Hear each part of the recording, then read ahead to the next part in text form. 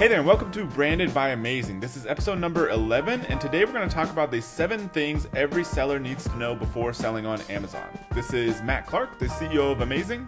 And I'm Mike McClare, the Chief Product Officer of Amazing. In a recent news story on July 30th, President Joe Biden announced that the U.S. will probably have more guidelines and restrictions amid rising COVID cases. So whereas last year we saw a huge increase in online sales because of COVID, they started normalizing, maybe coming back down a little bit as the world opened up. Well, as the Delta variant starts kicking back into gear, we are seeing that there's more restrictions, more likely to come, which what we're saying is probably means more online sales again, which no one wants more restrictions. But if you're looking to sell online e-commerce, it looks like sales should be going back up even more than they already have been. Yeah, especially coming into the holiday season, which will be happening before too long. Yeah, so if you want to become a seller, perfect time to start talking about the 7 things, like Matt mentioned, that every seller should know. The first thing, of course, I'm going to go through all 7 to kind of go back and forth here. The first is that if you're going to sell on Amazon, you'll need to set up an account. You can't just log in with your buyer account like you normally do to buy products. You actually need to set up a seller account on Amazon. Luckily, it's pretty simple to do now. Before, there used to be, there's 195 countries in the world about half of them Amazon had approved. Well, a few months ago, now almost every country except for 7 has been approved to sell on from Amazon.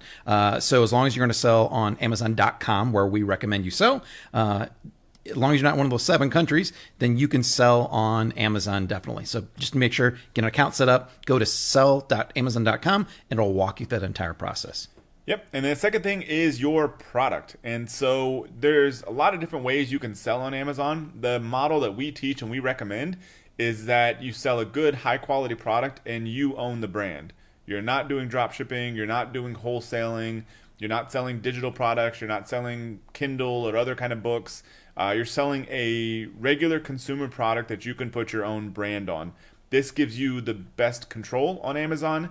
It also lets you build the greatest value in your business, because in most cases, when somebody looks at the value of one of these companies, the only reason they're going to buy it is because they want a business that can produce consistent cash flow, and they want to buy the brand, which is the main asset. And so not only are you producing cash flow, you're building a business that can be sold someday if you want to. So you want to sell a product that you own the own brand, and that, in our opinion, is by far the best way to sell on Amazon. Yeah, and we personally know sellers that we've taught who've sold their business for millions of dollars following that model, which is definitely one of the reasons why you want to do that. Now, in order to create that product, you'll need to find a supplier. And I know when I started out, Matt, back in 2013, before I met you and learned how to do this, I had no idea that you could just find a supplier and have them make products for you. I didn't know that was an option, but pretty quickly I found out that it's pretty simple to do. The main site that we still teach people to go to, a site called Alibaba.com, owned by one of the richest men in the world, Jack Ma.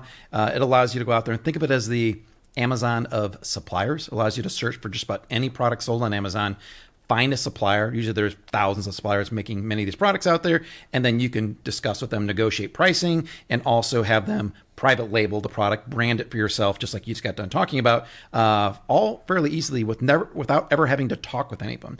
You can just chat with them online. You can use Skype. You can use WeChat. You can use a built-in Alibaba chat system as well. They make it incredibly simple in order to talk with them, to get information and quotes.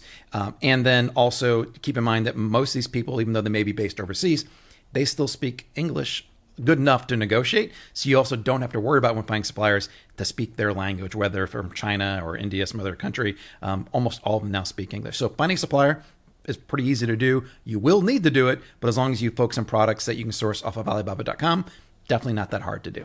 Yep, and the fourth thing is importing. Now, if you're selling a product that's made, if you live in the U.S., you're selling in the U.S., you're sourcing a product that's made in the U.S., such as health supplements or beauty products, then it's a little bit different of a situation because you're not really importing it from another country. You just need to have it shipped from that manufacturer to Amazon, which is relatively straightforward. You can print the relevant shipping stuff right inside of Amazon Seller Central, send it over to your supplier. They can send it directly into Amazon. However, because the majority of products come from overseas, just in general, I mean, if you literally looked at, like I'm right now in the studio that we're at, if I look around us, probably 90% of the stuff that's not attached to a wall or a floor probably came from China or somewhere else outside the US. And so that's the case for most products out there. And so you need to figure out how to get products from a supplier, like Mike mentioned, that's maybe overseas, such as in China, all the way to another country, such as the US, where you're likely going to be selling on Amazon. And fortunately, the answer is pretty simple. You use a freight forwarder. So if you literally just Google freight forwarders, you can find lots of different options. And you know, I didn't have experience with this a long time ago, and I was kind of confused by the process myself. I'm like, okay, cool. So the product's ready in China, but how the heck do I get it to the U.S.? Like, I don't know anything about tariffs and customs and getting it from one port to another port. That's their entire business, because it can be kind of complicated, but that's all they do. And so all you do is hire them, and then their cost, you know, is kind of reasonable. It's kind of rolled into the shipping cost.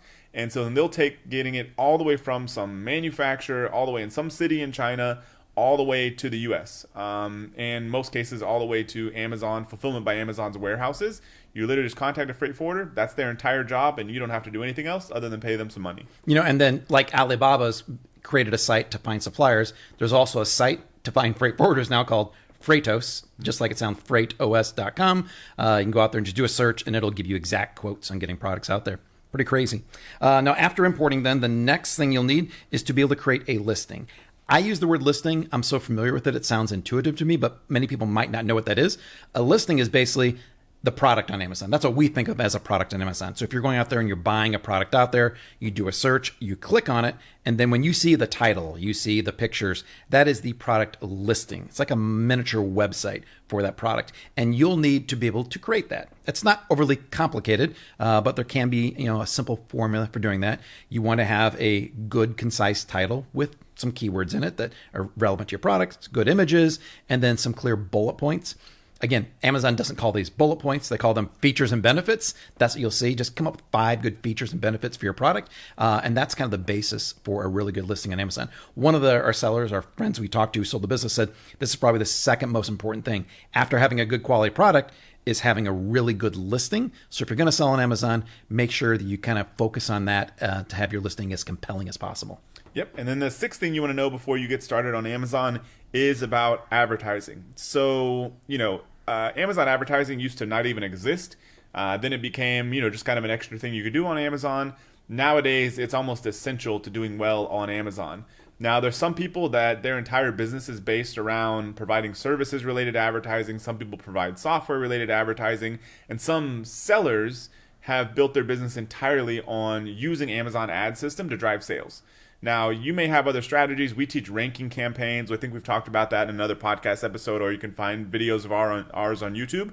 But advertising is still going to be something you're going to want to do, at least at a basic level, no matter what you're doing on Amazon.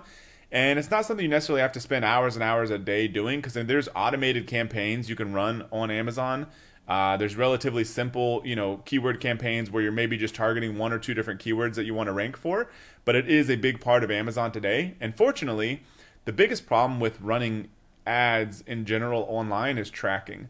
With Amazon, it's all built into the same platform. You're advertising on the same place you're selling, and it's all of Amazon's data. So there's not really much of a drop off in terms of, okay, I got all these people that clicked on my ad. How many of them actually bought? And you can tell that very clearly inside of Amazon. Whereas if you're running Facebook ads to a Shopify store, for example, it can be a lot more complicated, and there's a lot of room to make big errors, big mistakes over there, waste a lot of money. Whereas on Amazon, it's very straightforward. And so you can kind of dial things up, dial up your bids, add more keywords, add more budget, depending on how much you want to spend on ads, how well they're performing, and what your strategy is. Our general recommendation is to basically break even with your Amazon ads. So you kind of calculate your profit margin so you know how much you can spend on ads, and basically your ad spend versus your sales. And once you do that, then you have an idea of kind of where your break-even margin is. And so when you do that, then that's kind of what we recommend you focus on Amazon ads. Some people are willing to lose money on Amazon ads because they feel like they make it up with organic sales and getting more reviews. Probably a safer, more conservative approach is to basically break even on your Amazon ads, because you will get extra sales, extra reviews, and extra organic rankings that kind of make it all worth it in the end. All right, and then the last important thing to know about Amazon, I'm going to switch things up a little bit from what I originally kind of titled this one. It's going to be the importance of building a brand. You know, a lot of things we talk about here are things you need to do to get started on here. You need to have an account, you need to have a product, a supplier, freight forwarding, create a listing. You don't have to actually do all the things I'll mention here quickly on building a brand in order to sell on there. But if you're going to take your business to the next level, to be able to sell that to one of these large companies like Thrasio or Heyday or Perch, they want you to have a brand. It can only be 1, 2, 2, 3, whatever products it is. But you have to have created your brand, which involves some intellectual property, most likely a trademark. And so eventually, after you have launched your product, it's selling, you have to create your brand name already, list it under a certain brand name you make up. You will want to get a trademark and then formalize your brand on Amazon. And when you do that, it opens up a world of possibilities for you. Gives you access to new ways to advertise to your customers that people who don't have a brand do. So that gives you competitive advantage with them. Gives you access to perform better customer service. No longer can you reach out to customers directly on Amazon. If you own a brand, you can. Customers who don't give you a good review, you can reach out to them. Gives you access to all types of brand protections, such as counterfeiting and hijacking and stealing listings and other kind of black hat tactics. Gives you access to all those things as well. And then there's a list of 15, 20 things you get access to that if you don't have a brand that you won't be able to use. So again, it doesn't start you off. You don't have to have it that way. But if you're going to take this business to the next level, create a brand, invest a little money later on, and that's what's going to help you really grow and scale your business and take it to the next level. Yep. So those are the 7 things you should know before getting started on Amazon. And fortunately, if you were to get started and master these 7 items, there's no reason why you can't be incredibly successful on Amazon. Now, it may take years to get really good at some of these things, like optimizing your listing, creating and selling the right kind of products, advertising, that kind of thing. But the better you get at those, those are the core skills of selling on Amazon. If you get really good at those items, you can be incredibly successful at this rapidly growing sales channel. So we have a question here from one of our listeners from a previous episode from Giancarlo. It says, "Hi, amazing team. Can you make an episode about how to pay the supplier without being scammed? How do I do it? How do I find the supplier with Google and Alibaba trade insurance is not involved? Thanks in advance." Mike, maybe you want to take that one? Yeah, so I remember the first time that I had to transfer money, and it was scary as can be. Because back in 2013, the only way to do it was go to your bank. I had to physically go there, sign paperwork, and have them do a wire transfer from there. And it's pretty complicated because you're typing in this long supplier name and you're not quite sure if it's going to get there. Or there's no confirmation from them immediately because when I'm sending them, they're asleep to my suppliers in China. It's pretty scary to do that. Now, since then, it's become a lot easier. First thing to do is I would focus on, if you're purchasing from overseas, use Alibaba Trade Assurance. I know, Giancarlo, you mentioned if you're not using that, how to do it. But that gives you a lot of protections right there. Alibaba becomes basically the escrow company for you. They hold the funds. They make sure that you receive the products before they release funds to them. It's just a great option. Another option is to use a service like TransferWise. So these services right there do some pre-vetting of the suppliers to make sure that they are legitimate companies. I believe Payoneer or World First are a couple of their options as well. Not that you still can't lose money potentially, but there is a certain level of, approval of these companies to make sure that the people that are getting the money aren't bad actors. I've had sometimes I'm trying to donate money to some places out there where I couldn't do it because they weren't approved by TransferWise. And it's just a regular old charity. So that goes to tell you that they're pretty stringent on who they approve. So the thought would be by using one of these services, it's going to increase the chances that the people you're sending money to are legitimate and kind of reduce the chances of anything going on. I'd also try to start as small as possible. Like if your supplier starts telling you that you need to order like $15,000-$20,000 worth of inventory and you've never worked with them before, I'd be very hesitant. I would try to do the smallest amount possible. And you can literally tell them hey, I've never worked with you before. I'm not just going to send you all this money. I don't know who you are. I don't know if I'm even going to get these products. I think that's totally fine. If you can reduce your risk down for that initial inventory order down to a few $1,000s, I don't know your financial situation, but that's a lot more comfortable than $15,000, $20,000. And so I would try to reduce your risk as much as possible until you get more comfortable with them. Because they're just regular businesses, regular people over there. There's sure bad actors like there is everywhere, but it's a very small part. But you don't want to be caught on the other side of that. So if you can reduce your risk as much as possible, that's going to make it a lot more likely that you find a good supplier that you can work with long term and get all the benefits about having a good supplier that gets you products on time, is good to deal with. But yeah, it's still going to be a little scary sending anybody that amount of money. So hopefully that helps, Giancarlo. If anybody else, if you have any questions for future episodes, send them to us at Amazing.com/branded. And thank you very much for listening. We'll see you in the next episode.